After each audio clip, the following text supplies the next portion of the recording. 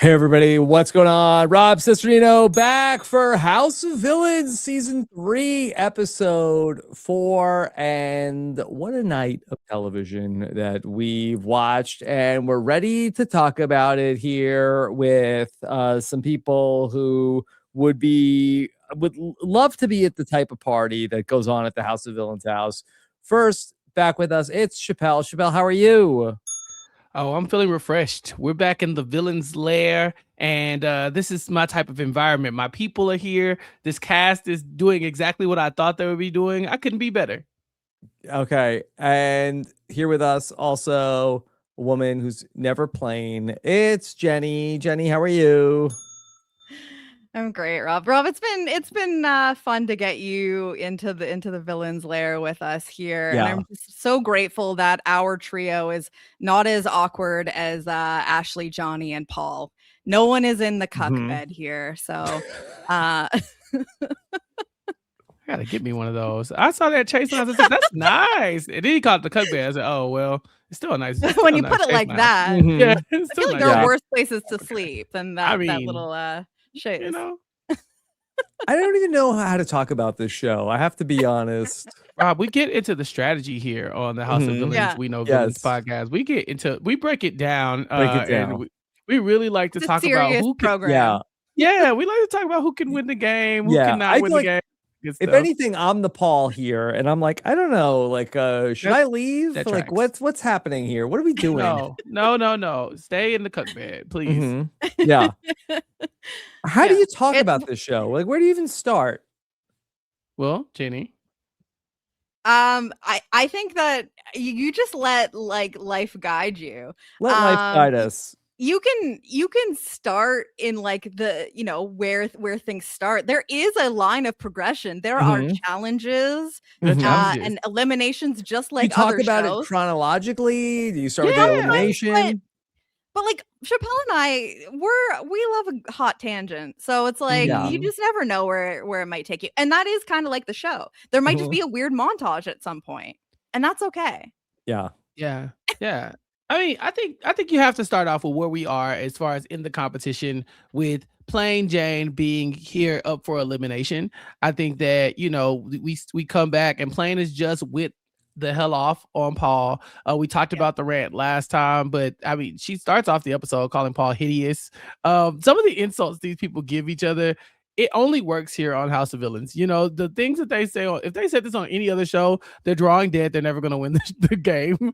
But here on House of Villains, somehow it's like, well, when you put that person next to the next person, they didn't say anything too bad. But it seems like throughout the first 3 episodes, Paul and Plain had a really deep connection to some extent, and Jane feels very, very betrayed by Paul going into this and is hoping that Paul will save them if it comes down to it. Now, we know it might not be necessarily the case, but that's where we start the episode.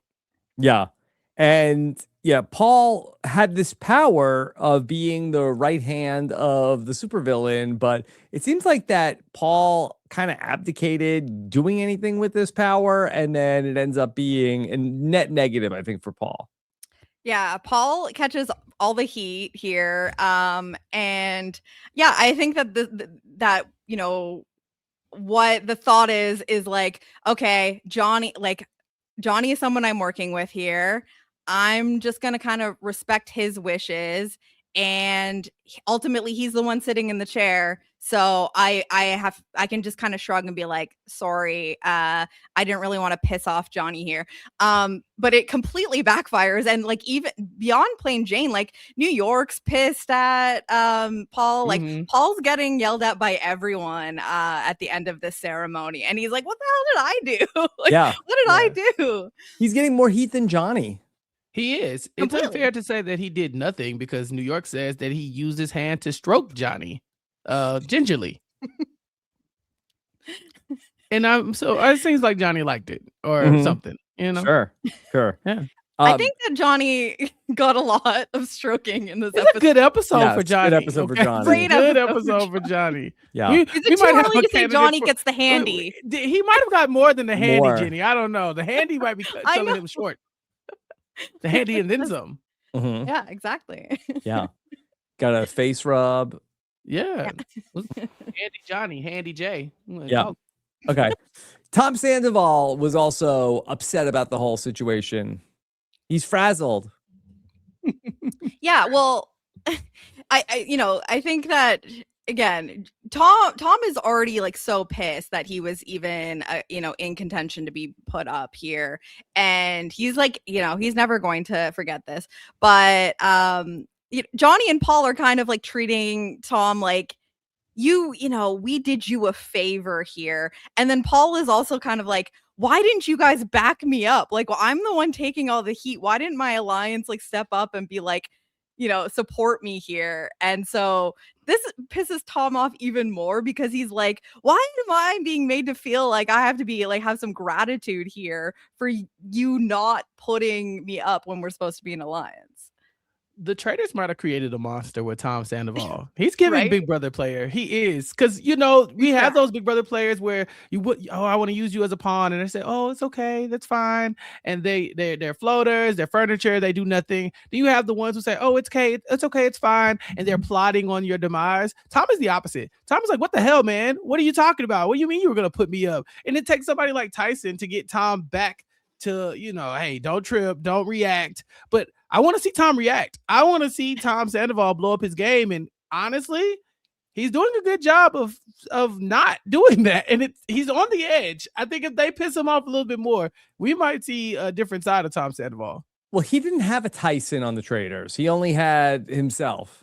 Yeah, he was one deep. This might be his first ally in a very long time. Mm-hmm. Yeah. I mean, well, and the life. traders is like difficult, right? I mean, you Rob, have you no can idea. obviously attest You to have no this. idea, Danny. It's extremely difficult. Heard it was tough. It's very You tough. can have allies, and you don't even you absolutely trust don't them. know Or if you not. can trust your Yeah. allies, just out of game functionality. So Tom was very much on an island on the traders, and this is like his first real gamer friend.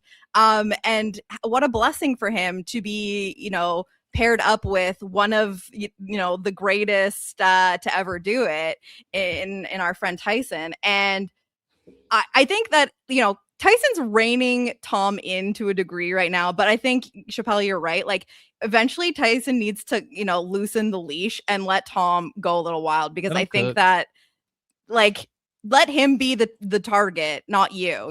Like that is good for you. Mm-hmm.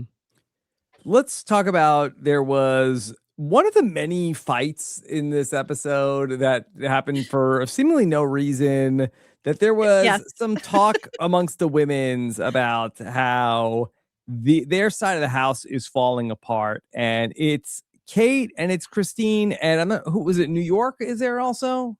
I think it's Drita. I think Drita's at this time. Oh, when they're outside? Yeah. Mm-hmm. And Christine is talking, and we get a few different times in this episode that Christine is not precise with her words, and Kate calls her out for word salad. God bless Kate. I believe Kate said she likes to speak her mind, which isn't much. There's so much going on with Christine, and nobody can put their finger on what it is, because she's just saying things that are nonsensical. She seems like she wants to play the game, like she's trying to get something going, but she doesn't know where to start. At one point, her and Paul are talking about what it looks like if there's a tie, and she goes, yeah, whoever finishes in the fastest time wins the tiebreaker. And we're like, it's a vote, because I don't think it's not a that part of the round is over.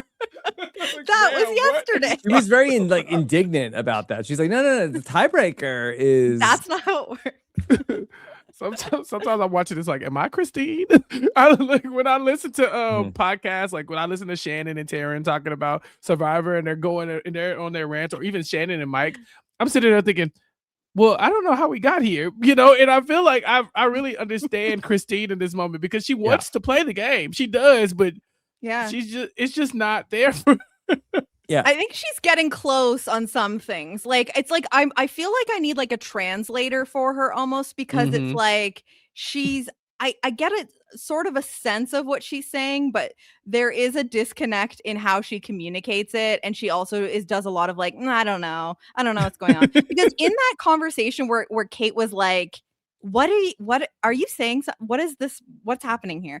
I believe what Christine was trying to say, which was kind of an insane thought anyway, but I think she was trying to say they went after Plain Jane because we were close, and then as soon as they moved Plain Jane out of our room, because remember, Plain Jane was supposed to be in the room that Christine is, and then Tyson gives whatever the sweet was to Plain Jane, and they did that to break them up. And then Plain Jane started acting differently and is now in an alliance, or was in an alliance with these people, which isn't actually like, it is a little like, it's all about me. Like, you know, it must be because me and Plain Jane, you know, we're so close.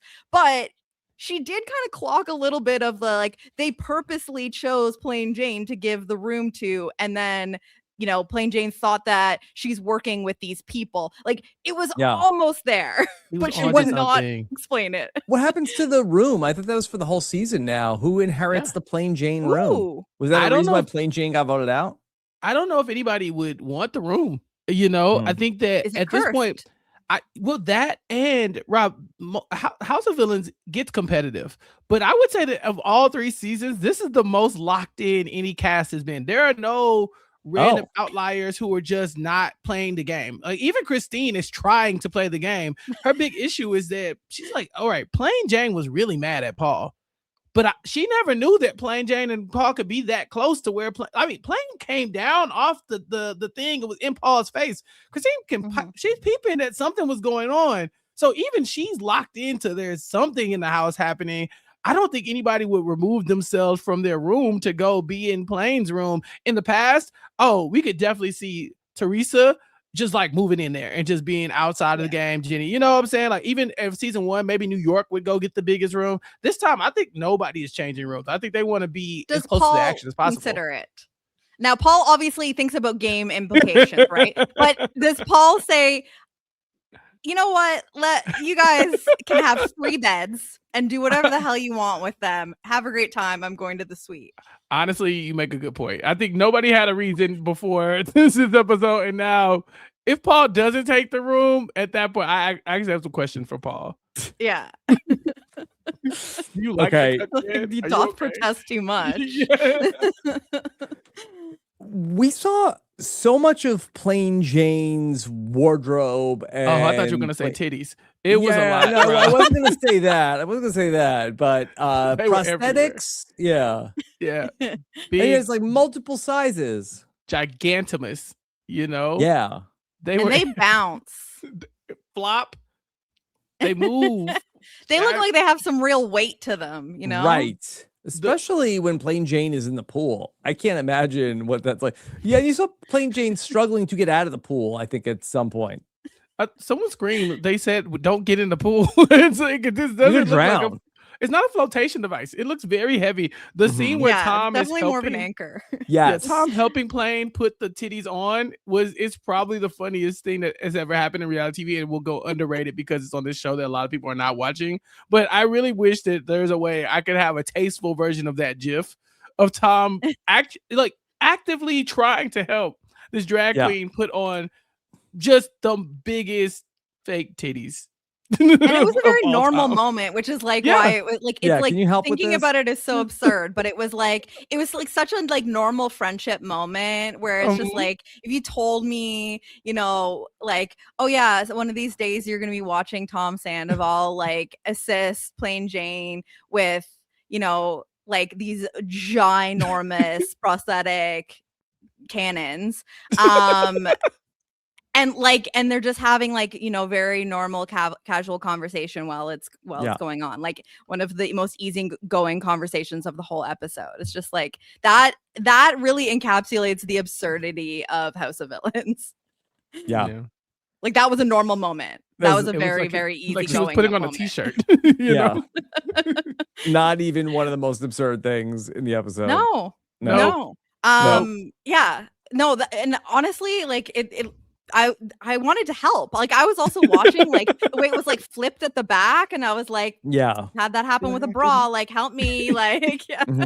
Yeah, you could never do that by yourself. There's no way you could ever I can't untangle it. imagine. Yeah. And if you can, then I'm even more impressed with drag queens than I already was. So. I was gonna say, do they have designated assistants that help them put on their massive things, cannons?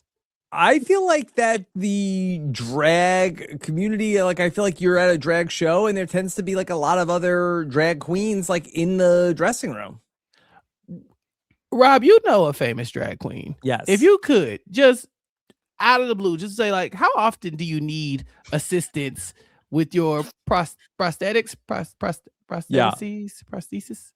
I don't know So the plural. in the traders, Monet seemed like she never needed help with anything, but Queen. like in outside of the traders, like I have seen Monet tends to have like a couple of people with her to sometimes for a drag queen it takes a village. Well, Tom is part of To be a very successful drag queen. Like you need a team. Okay, gotcha. Well, I see why. A pit crew. Yeah, and that's why they call it drag race because it's very similar. Yeah, yeah, you need a whole pit crew to help people to come in. Like, they get you in, get you out. That's actually the noise that Tom was making while he was assisting. You just like couldn't hear it. Hey, remember JoJo Siwa? No. Why does this keep coming up? She's getting mentioned more than like I feel like she's as much of a character in this season as anyone. Yeah, JoJo Siwa is the 12th cast member of House of Villains. I'm not sure how many there actually are.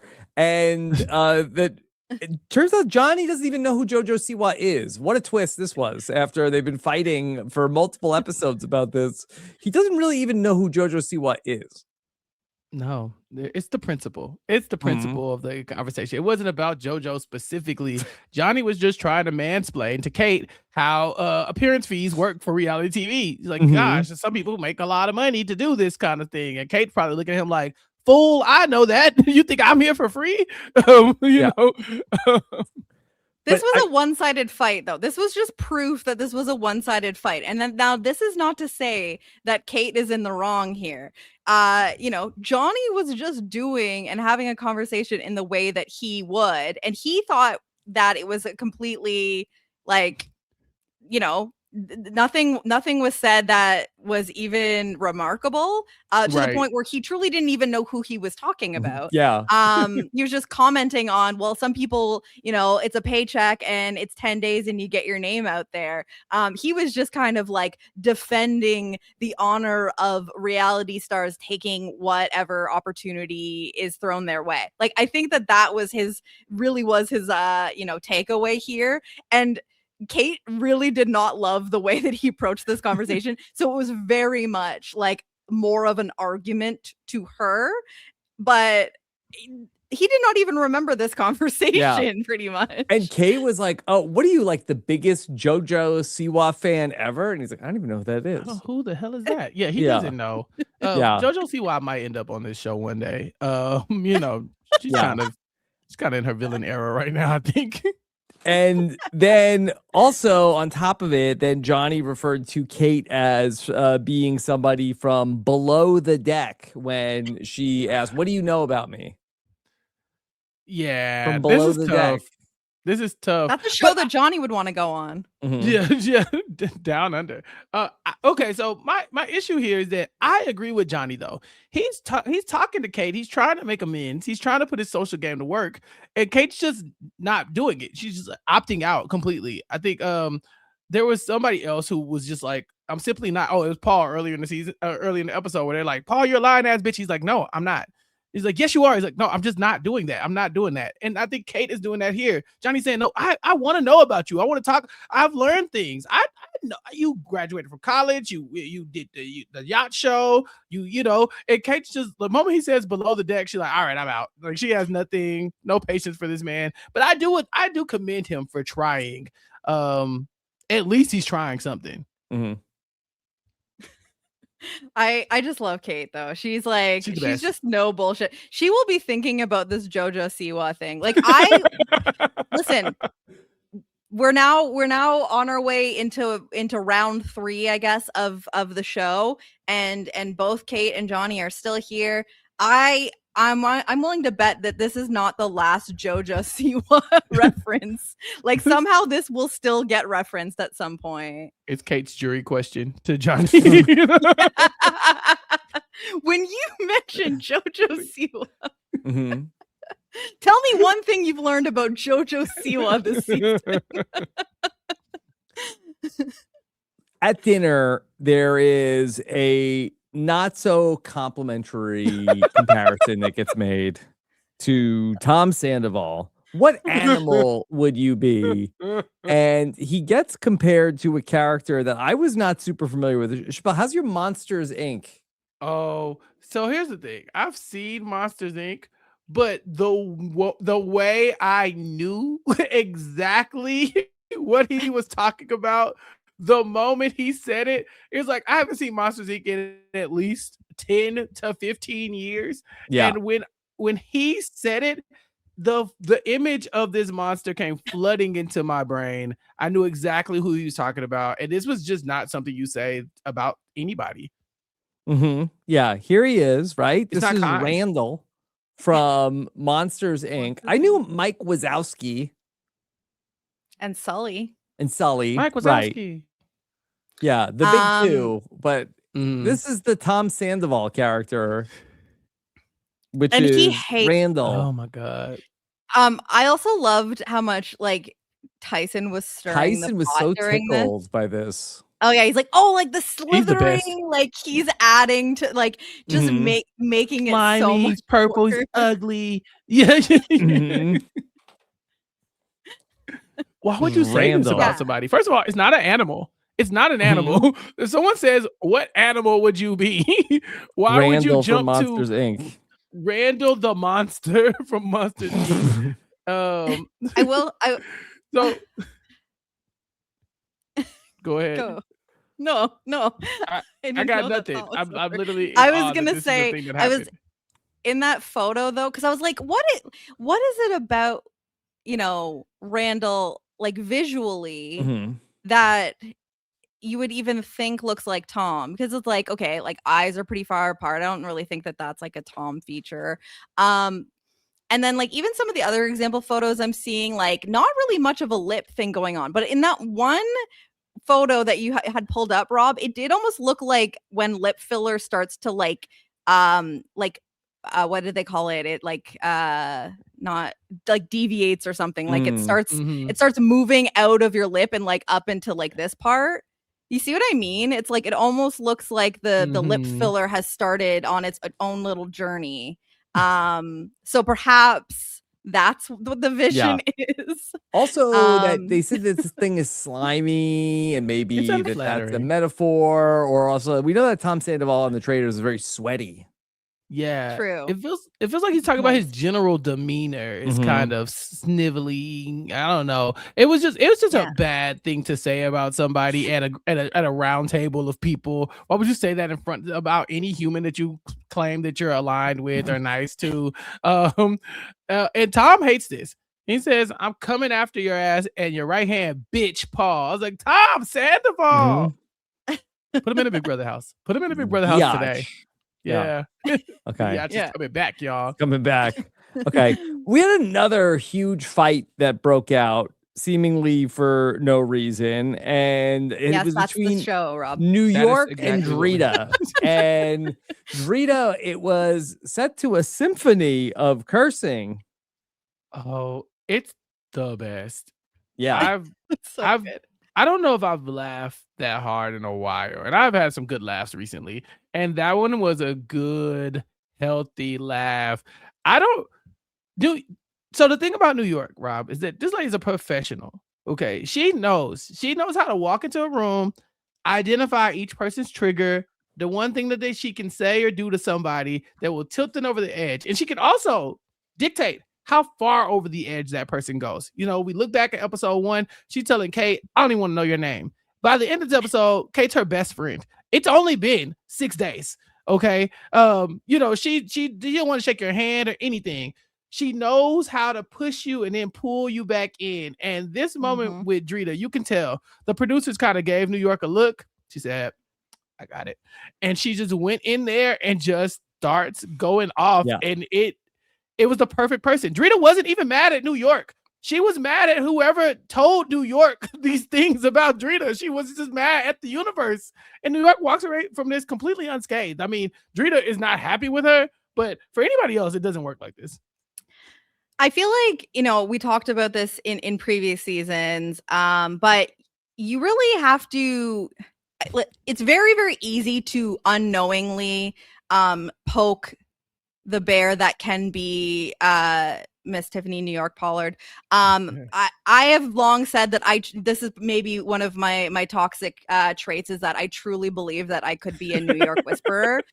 So I feel like I always am understanding what happened in these situations, and I almost feel like the other person on the receiving end never understands what's going on. But truly, you know, Drita was just sitting on New York's bed having a conversation with Kate, and New York is she's a strong woman, but she's very sensitive. And you know, she comes out of the bathroom and Drita says, "Oh, New York, you can come in."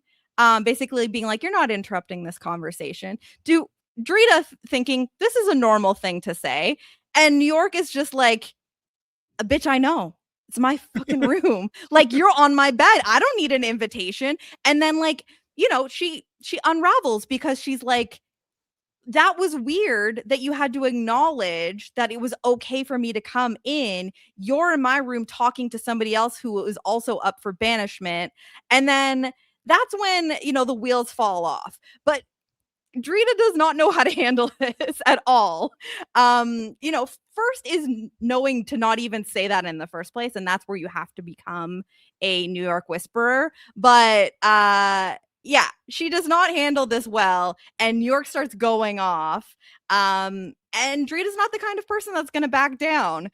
She starts yelling and swearing, but I don't even know what happened there, because New York is basically saying, "Oh, I think you want me gone before Kate." And Drita takes this as someone is saying that I want you out.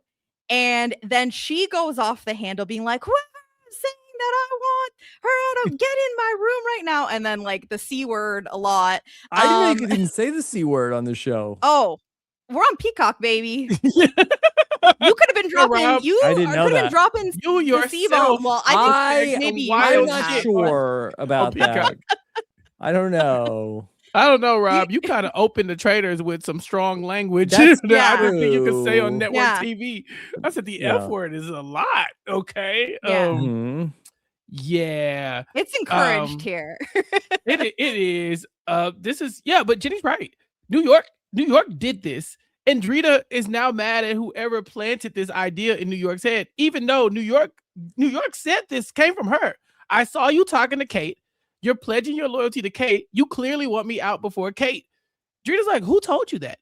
And I tried to transcribe it, Rob, but you're right. I can't even say these words. Because she told us. This lady told us, Jenny, I know you were there. She was trying not to curse this season. And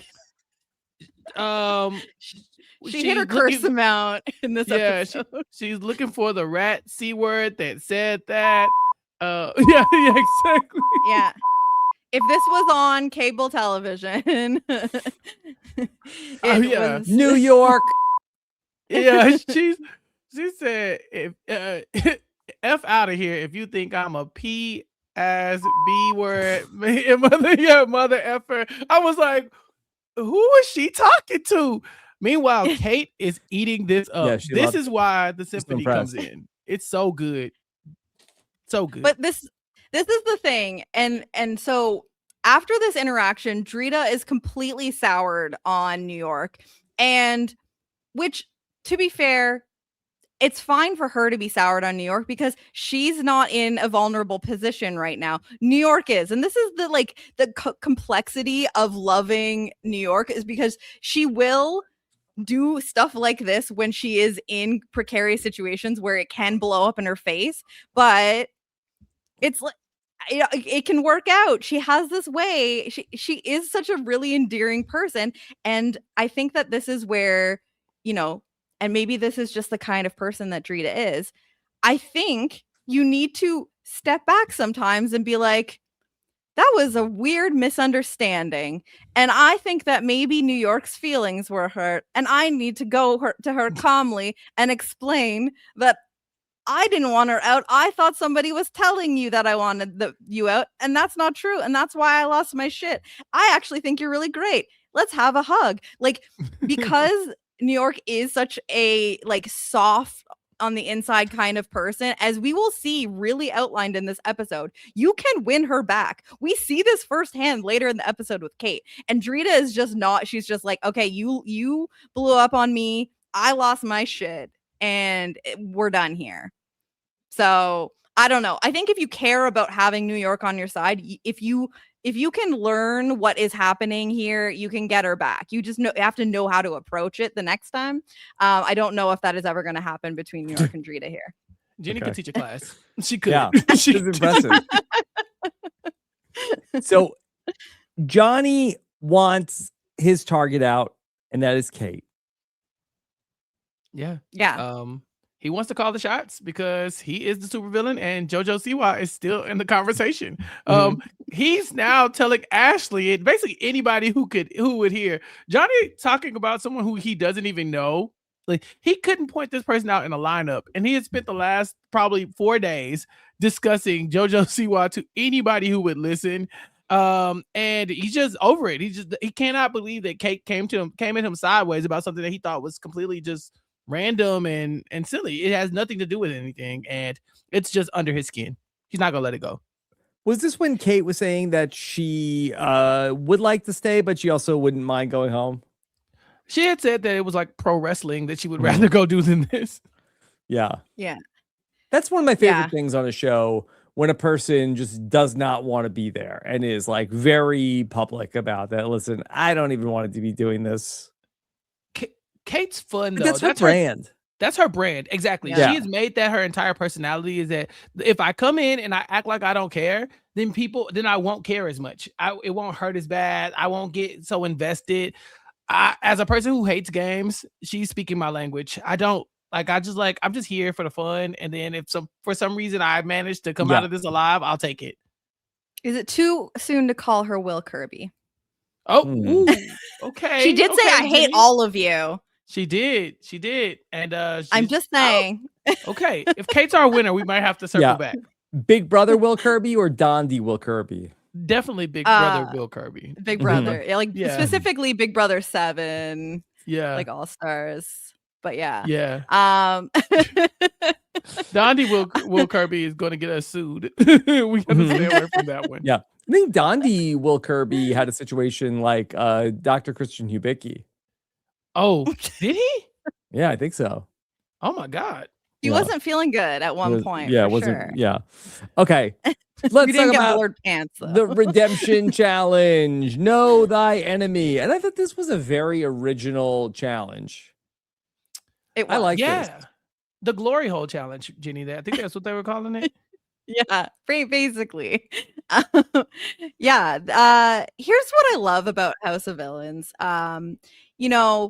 The budget situation is interesting, and I feel like all of the challenges are very low budget, but in a fun and creative way. I think they have a lot more money this season, they said, because they're on Peacock.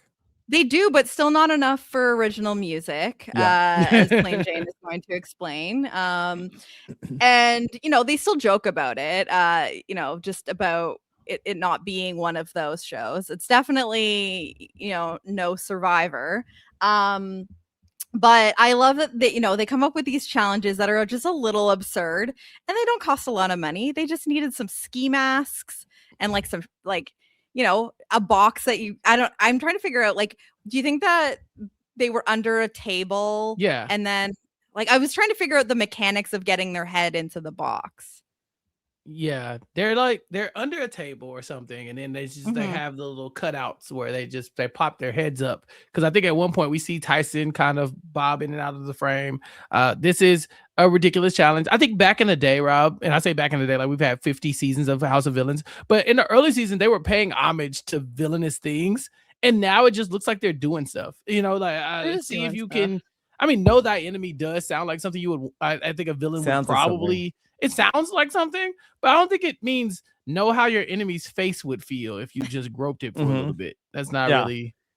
So I'm we found realizing out- oh sorry, I just while we're still talking about how this challenge works, I'm having a moment realizing I have seen a challenge like this before, and I'm almost positive the two of you have seen a challenge like yes. this before Where on was a little it? program Manor? Claim to that we were fame. yes, Yeah. exactly on MILF Manor, I believe season 2. What I did cannot they have to remember if you feel? it was butts, I'm pretty But- sure. Yeah. Oh yeah, they had to put their You butts remember through this? the thing. Yeah, they had to put their Yeah. butts through the wall. It was and they had to literally like a grab 'em. glory hole challenge. It was a lot. It was a lot. It was a lot. And so this somehow on House of Villains, we're doing this in a little bit more of a wholesome way. There was Emphasis lots on of whole. dicks in this episode. Yeah. In Not other here ways, though. but Yeah. but not this. This was a challenge that kept it a little PG. The MILF Manor version, not so Not. much. So we learned a lot about some of these villains here. We learned that some of the women have more facial hair than we can really tell on our television, starting with Ashley. I feel like it was Mhm. really just Ashley that took the fall here. Mm-hmm. She got a little facial hair, but it ain't that little facial hair ain't stopping no show. You know. Yeah. Yeah. Here's the problem though, is like the men that do have facial hair like in these boxes, it's so much more obvious that it's Mhm. just like there's no way, you're feeling Ashley, and even if she has like a rogue hair or here or there, like that you're mistaking that with Johnny. Like, Right. let's be real here. Leave this woman Right. alone. Maybe if that's and maybe it's just because she was the first one, because they seem like they all started with her. Mhm. I just think again, I'm always gonna be like obsessed with like, is this challenge fair? Because I just felt like the people How that they equitable all was this? bought, Yes. it's like as soon as you can feel a beard, it's gonna get a lot easier. You know what I mean? Like, yes, I realize they're wearing gloves, and so you can figure out there's a little bit of a barrier. You might be able to not feel things, but like you can feel the difference between a beard and a clean shaven or a hairless face. Like, Mhm. I hear you, but how is that unfair to anybody? You know, like what is who benefits from that skill? They all have to feel it. I just think that it makes it like, okay, well, we're only guessing between like 3 people now, right? I mean, Like, that's essentially what it was. Yeah. Yeah. If you can I get the just think women's that, faces like- correctly, then you win the game. so maybe another, and this is where the butt thing from MILF Manor, No, like, Jenny, no. No. I'm just saying maybe they could have taken a page out of MILF Manor. Mhm. I don't know. I'm just saying, like, it becomes a little easy. I will say, like, the lip filler of it all was confusing. They're like, is this Christine? Is this Tom Sandoval? Mhm. Hard to say. Yeah. A lot of talk about Tom Sandoval's work that he's had done in this episode. Yeah. Kate said, I feel like this is the lady or Tom. You know, it was very good. New York James was, said that he's trying to be like a prepubescent child. Like, oh my God. New York was saying that they all are kind of skinny, I guess. As you said, are they all skipping lunch? Let's just body shame these villains. And that's part of the reason why they're villains. These are the types of people on any given reality show. They're the ones that are going to say the thing, whereas everybody else would probably be a little bit more respectable about how they deal with people's And appearances. that's part of the show. The people who like it, they're tuning in. They want to see some body shaming. Yeah, a little bit. Yeah. They Everyone's want to like, see "I people really being body bad. shaming." Yeah. Mhm. I want How's someone it to be going? called a rat C word or Yeah. a he ass B. If you Yeah. wouldn't watch this show, go watch House of Exactly. Heroes. Go watch Yeah. the GOAT. Bring it back. Mhm. Yeah. Yeah, this is a fun challenge. I mean, it's Plain Jane's big moment because Plain needs to win this because she's kind of feeling like she's on the outs and she's ready to get her cherry popped for the first time. Sadly, she does not win. Plain Yeah. Jane loses this challenge. And Jenny, is New York in her challenge beast era? I mean, Kate's in her challenge beast yeah. era. Is there what's going on? I mean, they both agree. It was between 14 seconds. And obviously, Plain Jane is the one who's ultimately gonna get eliminated here. So you could say she needed to win it. But as forecasted earlier in the episode, Kate was the initial target. Johnny wanted Kate to go. So it was really the Kate that pulls out the clutch win here. And in the edit, she's talking about like, I went a little too fast. I might have been able to get it completely correct if I went a little slower, but I knew that the time could be important. And it's just like perfectly forecasting the fact that she needed that time to squeak out New York. And so I don't know. These challenges are so random that it's like, yeah, New York could be in her challenge beast era. Like anything is possible here. Yeah. I like the puppets also. Anytime we bring up the Yes. puppets, and this was a good opportunity to have them. I didn't notice before tonight that Paul's puppet has Pablo. Yeah. Yeah. Remember came with Pablo? Yeah. Oh yeah. Right? Pablo was such a big deal in Big Brother. I mean, Big Meech was tripping Mhm. over Pablo as well. But yeah, they do their research.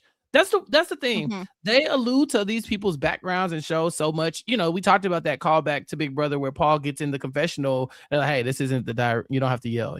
Like those are the things that make us like the show.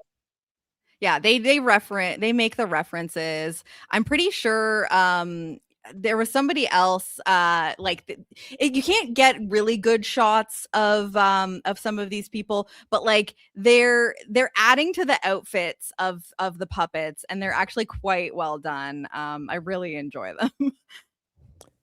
Now that Kate's off the block, it's either going to be Plain Jane or New York. And we see some talk about people targeting Plain Jane, including Paul and Johnny. Mm-hmm. Yeah. It's Yeah. it's and this is the point where they're like, oh, we've got the numbers. Mhm. And Plain Jane actually kind of starts getting to work here, and starts kind of going person to person to get some votes.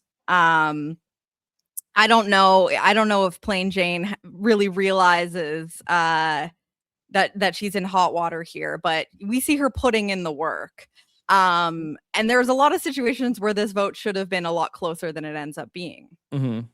Yeah, Plain's giving the backstory, how much she wants to win this, how she's like, oh yeah, when I was young, I used to get, I was so different and flamboyant and all this other stuff. And like, I grew up to be a warrior, and so this is for that little kid that's watching this thinking like, Yeah. Plain Jane is my role model. But Plain Jane, what do you think? This is new era Survivor? You think that this backstory is going to help you in House of Villains? It's not. It's not. No. No. Yeah. And Johnny pitches the vote to Tyson as well, and explains it pretty well, just like, plain going is better because New York is a floater and she's already butted heads with Drita. So that's another person that like, she's not really able to like integrate herself on the other side. So keeping someone like New York is better. And I really say that like this is not an ideal situation for Tyson, because Tyson and Tom also outline in this episode that they really like Plain Jane and they have a good relationship with her. Mhm. And so it's like they're in like stuck in between, wanting to kind of appear that they're still really with this alliance and follow what they're wanting to do, but recognizing that like they're two people that Plain Jane would not be going after if she were to stick around. Yeah, they're the swing votes. I don't have it in my notes, but there was another Tom Sandoval Tyson montage in this episode. What was that about? The Tom Sandoval playing all the instruments? Yeah. He said he can only trust himself. It's the Toms. Yeah. And then 2 seconds later remembers, oh, and Tyson. And then Tyson was the audience? His audience, yeah, his fans, the Tom Sandoval loyal fan club. Yeah, the montages in these episodes are just like, I'm just really picturing people getting really effed up in the writer's room and just being like, this sounds so stupid. And in the show. Do it. But they play ball. Yeah, also that. Everyone is. But I like that the villains, for all of them to, I don't need to be here. This is so dumb. They all play along. I don't think we've ever seen anybody protest to anything like this. They all end up in these goofy, wacky moments. I don't think the three of us even talked about the flash mob that they did in episode 1. Like, I don't think I ever thought there would be a world where Kate and Tom Sandoval are doing choreographed dance routine on a game show. So yeah. They must have to like sign something to be like, I am okay with any sort of flash mob dance, choreographed dance, or stupid montage that is like a sitcom. Like, use my likeness for whatever version of what you need to do here, because that is really part of the shtick of this show. Okay, now let's talk about Drita has a strategy to feed everybody in the house, but New York is wondering, is she trying to kill everybody with triglycerides and high cholesterol? Well, she peeps the strategy. You know, look, if anybody's going to look at New York strategy with a microscope, it says, she says, okay, I see what Drita's doing. She's trying to make us fat. And Drita says, yeah, I'm trying to cook and keeping everybody's good graces. We've seen that before in Big Brother. And so she ends up going, New York ends up going in the house to get away from the fattening food. Drita goes in and says, the burger is ready. New York doesn't want to engage. She comes inside. She tells her, I'm not your servant. The food is out here. And this is it. New York's done. She's like, hey, these meals are supposed to be served with love and care. This ain't Alcatraz. Nobody else in the history of the world could get away with saying something like this to Drita except New York. She's the only one. Here's the thing, though. I kind of see what New York is saying, because she's like, Drita is offering to cook for people and then is just like, hey, you better come get your food. I'm not coming to give it to you. She's like, it's like one of these things where it's like, I'm doing something nice for you, but also you better show me appreciation for it, or I'm gonna lose my shit on you. Or it's like, oh my god, okay, or like, and New York is very much like, if you're gonna, feed these people, like, be gentler with them, like show them some love. She does not like the brash nature of Drita's approach in this, where it's just like, tell me what you want, I'm gonna bring it to you. Should we talk about the big party, the penis party? Yeah, Kate does what she does best. She's the chief stew. She throws a party, and you've seen Below Deck, Rob. Yes, below the deck. Yes, this is what they do. They have a theme party. The chief stew goes and makes sure it happens. Below the deck. Yeah, but she's very much so. And she goes and she makes dicks for everybody's bed. She has Ashley blowing up penis balloons. Not rocket ships. Yeah, not rocking ships. And then Kate even enlists Plane to do a performance. And this is when we see Plane come out in the most absurd outfit we see Plane in thus far. I think it's Drita who walks outside and just Chappell to anybody who didn't watch the episode. Yeah. I really don't even know where to so she's not wearing a wig at all. She's like a short haircut, I think. Yeah. Or is it like a short wig? And then she's huge. And I think it's titties everywhere. Yeah. Kind of like borderline clown, right? Yes, she like called herself Plane. It's Plane the penis party clown. She says, I'm Plane the penis party clown, and I'm here to fuck you bitches up. Yeah. And that she does. Sorry, she does. What a cliche. She throws her titties around everybody. I mean, she's like slapping people with them. She's straddling Paul. Yeah, she dives into the water like a whale. It's a lot.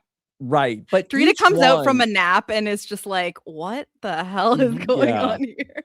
Like, each one was like a beach ball. Yeah. Gigantimous. It did not look safe. It looked like there was a hazard. She could have drowned. And yeah, but this keeps the party going. I think this was the entertainment that Kate needed, and Plain was happy to probably put that show on because I think she could probably see the writing on the wall that maybe this might be one of her last nights here in the house.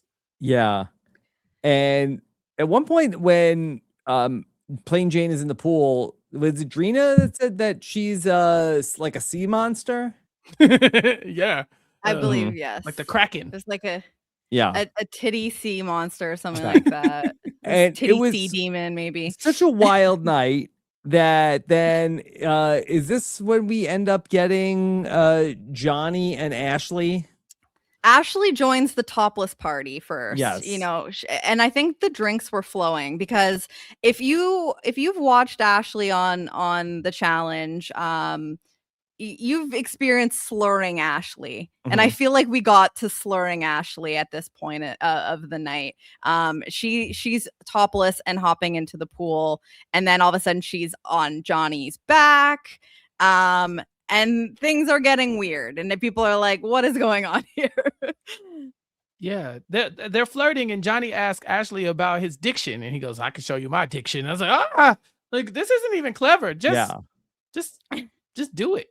And then, I do love that Ashley like loves to neg. Like that's her flirtation strategy.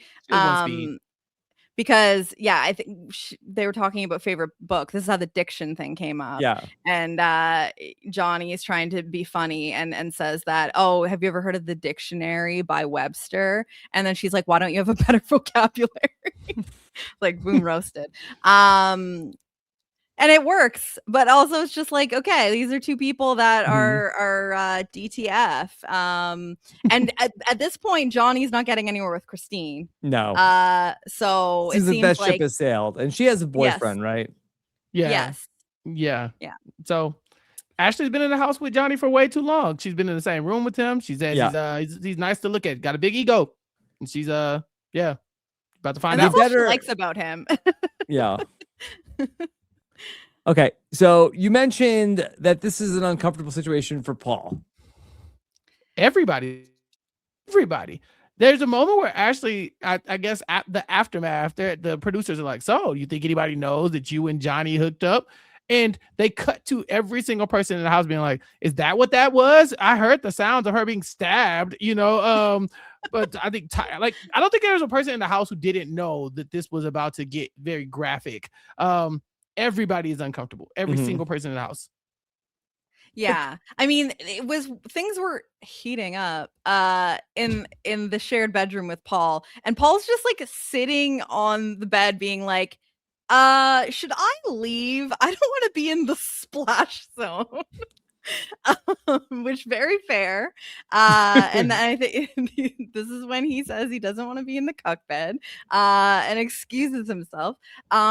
But yeah, before this even takes its way into the bedroom, like we have Kate in New York, and Kate's already calling that this is going to be a thing because New York's doing her lovely thing where she's like offering to get Kate snacks, and Kate's like, "No, but you can give me some tea on whether these two are going to hook up." And Kate's right. Like she sees this happening before they even get into the bedroom. And I believe things started in the bathroom, and then they moved. Yeah. But like, they should just say to Paul, like, "Yeah, get the F out." I felt like it was weird why they were like almost roommates. This is worse. Just be honest. Yeah. This is worse. This is worse thing you could do as a roommate. Get to the bathroom and just say, "No, you can stay here. We're gonna go have a shower." To which then, Paul, you should leave. Yeah. The show cuts away, and then it becomes like very unclear what, at least to me, was unclear what happened. Do we have a sense as a student? Confirmed coitus? Confirmed coitus. Did they just kiss? No. Christine says they were banging. Drita says she sounded like she was getting stabbed. Tyson says, "Oh yeah, it definitely crossed my mind that that's what was happening." The funniest one is Plain saying that Ashley is twice Johnny's age. We should fact check that. I believe Plain. I don't know what the age difference is, but Yeah. Mm, I don't think it says Uh, on the House of Villains wiki. the yeah. ages of people. You can find No, it I think they keep elsewhere. that secret. Maybe on the challenge wiki. They've both been on the challenge. Mm. Well, Okay. that's Okay. So rude. yeah. So Ashley's okay. younger than Yeah. me. Yeah. So Ashley is 38, and Okay. Johnny is 27. I was gonna say by Plains math, Johnny would have to be. I was like, that's illegal. Mhm. Yeah, that'd be illegal. Yeah, they definitely did it. Now I don't know what that means for the game. You know, are they now like the final two, or is this? If any couple Mhm. of people feel like they could just go and do this and then come back from this and then not have to like have some bond, they don't have to be a couple outside. If anybody can walk away from this unscathed, I think it's these two people. I think they're fine. Mhm. I agree. I really don't think just based on how Ashley talks about Johnny, I don't think that she feels like this is anything serious. This is like these are two people that are interested in a little hookup. They're, spending all of their time in the same bedroom and they have a little drinky. Like I don't know if it'll happen again. They might just be like, "Okay, got Yeah, that whatever. over with." Mhm. Like, how many more days we got here? I don't know. Maybe one more time. We'll see. I don't think that this is going to be an issue. I think that they continue to have a working relationship here. Now, if Johnny had another option and then he goes, in another 2 nights and then starts hooking up with somebody else, I think that could then be a problem. But I think that Ashley also knows, like, if he's going to hook up with anyone in this house, it's going to be me. So it's like, we'll just be friends. This is fine. Then I think it could get a little bit more complicated if there were more options here. And you have to be like, you were just in my bed the other night and now you're like, so this is where Christine not, entertaining Johnny's interest is very key for Ashley and Johnny to be able to have this relationship, I think. Okay. Anything else you want to touch on before we get to the vote? I mean, Plain thinks that Tyson and the girls got her back, and Yeah. she's ready to. She doesn't play games. She pops puss, so that's what she's trying to do. But yeah, the die is already cast on Plain. The only person who will go and stick their neck out on the line for Plain is Drita, and that's because Drita is sick of New York shit. Mm-hmm. And there is a situation. I do think that Kate had like the finger on the pulse here at one point, knowing that if people really wanted to, New York could have been banished here. And then because there's this thing that there's another, very classic New York misunderstanding interaction that happens when Kate and Plain are talking. New York comes down. They have this weird interaction where they're all just kind of jokingly like fighting with each other. And then Kate like looks at the camera, has like a Jim Halpert moment. This is where she says, "I hate all these people." And New York, again, this is one of those situations where I was like, no one can tell that New York is upset. And in the moment, I'm like, oh, she didn't like that. Because this is when New York turns around and says, that really hurt my heart or something. And she walks away. And this is when Kate comes back. New York is crying on the bed. And she's like, what's going on? She said, you said you hate me. And I really didn't like that. And she's like, that was sarcasm. I said, it's funny because it's like the most untrue thing. And then we have this like lovely, moment of New York talking about how, she gets triggered really easily. She's been teased a lot. Just another classic example of not, of touching the hot stove and not realizing it's hot, and people do it so easily because New York is a stove that stays hot. You know what I mean? It's like you just don't go near the stove. But this is the point where Kate is acknowledging like it's probably going to be a blowout for Plain Jane to stay, but maybe she doesn't want to do that because she says to New York, I don't want to be in this house with all these assholes without you. That's so like such a sweet thing to say to somebody. Yeah, it is. I really is. I've been rewatching The Flavor of Love, and I Love New York. So I've been seeing New York's origin story, and this is the first I've ever heard of New York getting bullied. I call BS. I'm not going to this. This top story. Wow. Look, if I wasn't knee deep in my 3rd season of New York Lore, content, yeah. I've been watching this for Therapy. maybe she unlocked this memory for later on. But there are so many things I thought she was going to harken back to, and this was not one of them. New York, she is a professional. She knows what she's doing. I love her T-Core hat. And I love the interaction she has with Kate. Because again, only New York could do this to Kate and have Kate coming back and apologizing to her. New York was the one who came outside and started the fight. She was like, "Fuck you, Kate." Like, and now Kate's like, "No, I love you." That's her power. Yeah, and this was Plain's best bet was that the women had her back on this one, and by losing Kate here, there's just nowhere for Plain to go. She's not going to get any votes except Drita's. Mm-hmm. And this is not to say that Kate drove this vote, but No. I'm just saying, like, there was a situation where, I really do think that if Tyson and Tom weren't focused on not striking against the alliance too soon, like, they easily could have just, said, okay, everyone except for Ashley maybe is going to vote out New York here. And we'll keep playing Jane.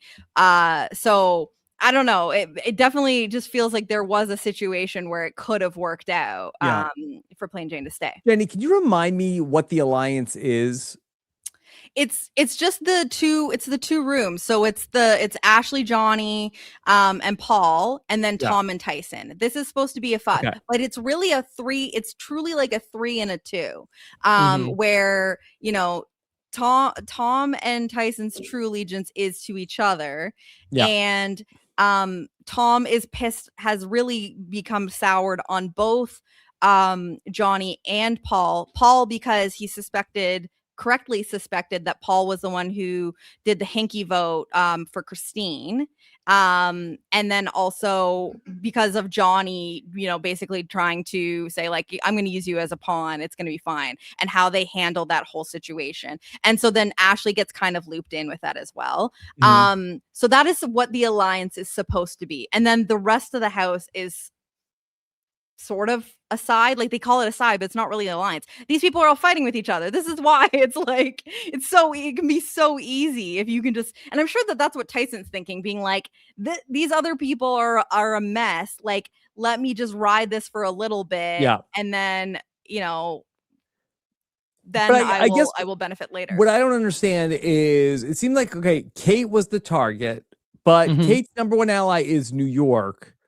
And Plain Jane was willing to seemingly play ball. Yes, Plain Jane went off on Paul, but isn't it more likely that you could get Plain Jane back on your side than to take out Plain Jane here and keep Kate and New York together? I think for Tyson, you want Plain here. But I think for Paul, you don't want Plain here. I think Paul cut Plain deep. That rant wasn't for show. I think that really ended their friendship. I think they probably bonded. I think we saw they kind of bonded about how they didn't really fit in, gender norms and things of that nature. So I really think this felt very personal. Because Tyson did say to Plain Jane, like, hey, the plan is win the challenge and then come down. We'll work you back in. Yeah. But it just seemed like that one of the two sides would have maybe been able to like reintegrate Plain Jane into things. But no, it's lopsided 5-1. I also think that when Tyson said that was before the redemption challenge, and I think that conversation is a little bit different while Kate is still one of the options, because Tyson probably realizes that Kate is the top option. I do still believe that that's who Johnny would have wanted to go, and that they would maybe try to work things out with Plain Jane. But so I do think that Tyson was kind of speaking from a place of thinking that he could make that happen in a situation where it's hopefully, I guess, New York is the one that wins the challenge, which literally almost happened by 14 seconds. But I think that it just kind of, came down to like, okay, well, it can be hard when it's you versus New York. So. And then we end up with our nomination or eviction ceremony, and we get Plain Jane leaving with wishes that everybody else will be in hell. And by hell, Plain Jane means the retirement community. Yeah, she's gone. She let down her uterine walls and let these people in, and now they are evicting her from the house. New York, her speech was basically like, why would you take out me when Plain's right there? And I said, look at New York. I know. She's tapped in. She knows what's going on here. Drita and I are clapping for our girl. Right. We're like, woo, woo, woo, gamer. Woo, woo. Yeah, gamer. she's a gamer. Really, Plain Jane does this like emotional speech of like you were saying earlier, Rob, like trying to appeal to people's emotions, being like, this means a lot to me. This experience means a lot to me. It's like you're talking to villains. Like, it's there's other scenarios where this would maybe work. And to see, New York come out with like the game perspective speech of like, she's a threat. Yeah. I will say Drita clocks that New York is kind of genius here, though. Like, yes, obviously Drita has it out for New York anyway, but she's kind of like, yeah, do you see what she's doing? Like, yeah. So, and now we have to see who's going to win Supervillain of the Week this week, because I think it's time to take a shot. I think we've been going back and forth a little bit, but Tom and Tyson are an alliance of 2 versus an alliance of 3. And you got to go pick up some of these stragglers. You got Christine, you got Kate, you got New York and Drita all up for grabs. I don't know if you keep picking them off. When is it too soon to make a move against Ashley and Paul and Johnny, and vice versa, honestly? I mean, Ashley, Paul, and Johnny have a little bit more wiggle room because it's 3 of them, but there's only so many votes in the house, Rob. In this vote, there was only Christine, Kate, and Tyson, and then Drita. That was it. Yeah. Everybody else did not have a vote, so you don't want to wait till the numbers get down too far to where you can't take out who you want. Yeah, I think if you're good. I was gonna say, I just think if you're like Tom or Tyson, you the next round you try to do everything you can to get one of the stragglers to win Supervillain of the Week, and really hope that you have to put 3 people on the hit list. There's an alliance of 3. That's the move. You don't have to strike against the alliance. Like, have somebody else do it, and then that solves the problem for you. Whether you can make that happen or not, I don't know. But I think that that's the optimal move for Tyson and Tom, who are being like, okay, we got to get rid of these people. Like, I don't want to work with them anymore. All right, let me ask my House of Villains experts, okay? Who's giving you the House of Villains winner edit? What are you seeing? That's tough because we've had some wacky winners. I think season 1, the winner was very clear from jump. I think you could have made an argument that Tanisha was one of the front runners. She was kind of giving you that villain to hero arc, I think, that people came to expect from this show. Season 2 was not like that at all. It was a hot ass mess, and we get kind of like a Natalie White situation where the lesser of 2 evils ends up taking the crown with Safari. And Safari, I don't think ever gave winner, but he never gave loser either. I think right now, I don't know who do you think we can rule out as like who definitely did not win the game? That's tricky. I want to say like maybe Drita. I would say I'm not feeling Tom Sandoval winning. It's a lot. I don't think anyone wants him to. Yeah, that's the thing, is like you still have to remember that they're going to vote, and like they aren't going to be necessarily be like, wow, Tom, you really impressed us with your up and coming gamer style. We never saw this in you. Kate's not voted for Tom Sandoval. Christine doesn't feel like a winner. Yeah, that's a good show. And Fisa had a good run. Fisa was not. It was Christine and Fisa are not the same. Yeah, that's I think you can rule out Christine and Tom. Anybody in the bedroom of the 3, the Ashley, Paul, and Johnny room, would you like to rule out? No. I don't think so. I don't think that you rule out any of them. Yeah. I think that if I were to rank likeliness that I see just from an edit perspective, I'm maybe going Ashley, then Paul, then Johnny. Would this be a nice story for Paul if he wins House of Villains after being I would the love it. runner-up twice on Big Brother? Like, to get his win here, like it's a little bit like Suri winning the Traders. Yeah. Yes. Like for us, it counts a lot. Yeah. But for everybody else, they're like, what? You want House of Villains? Okay. You know? I But don't for care us- who else cares. I Yeah. care, and that's enough for Yeah. me. Like if Tyson wins House of Villains, you know, I hate to go with like the Jeremy Collins, like Jeff Probst, like it's like not as impressive as, 1.5 like, oh yeah, the Survivor win. Like, that's Yeah. really like the crowning achievement. But Mhm. Paul with 0 wins, like this would be like a nice like a feather in his cap. I hate to say this, but I don't think I could see Kate winning either. I Mm, think Kate's. probably I not. think Kate's not winning this. I think if she makes it to the final 2, she has a good case. I just don't see her make it to the final 2. It's really easy to vote out somebody who says I don't want to be here. Like that's one less enemy you have to make. And some of these people are like all-time enemies. You really want to like if Drita and Kate are sitting there, I'm saving Drita and hoping to God that this lady is like my new best friend and that she doesn't send people after me. You know. So I think you can. I think you can rule out Kate too. Okay. Anything else from House of Villains episode 4? That's It's it. fun. I feel like the entire cast is giving, so I'm happy about that. It is a lot of And fun. it is what it is. You know what I mean? It's like come for the absurdity. Yeah, I'm still having a great time. Okay. Same. All right. Well, we'll pick it up next week when we find out our new supervillain of the week. Probably no elimination. We do it every other week on House of Villains, but we'll find out maybe who the nominees are at the end of the episode. Yeah, probably. Yeah. Okay. Yeah, I would say that would probably be the end of the episode. Okay. Is the hit list. All right. Jenny, anything else you want to let people know? I want to let people know I love them. Oh. And to love one another. Love and, one another. Yeah. And I don't know. Just do good shit. Too That's it. good.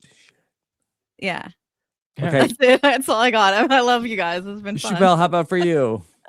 Subscribe to my podcast. recapkickback.com/subscribe. youtube.com/@recapkickback.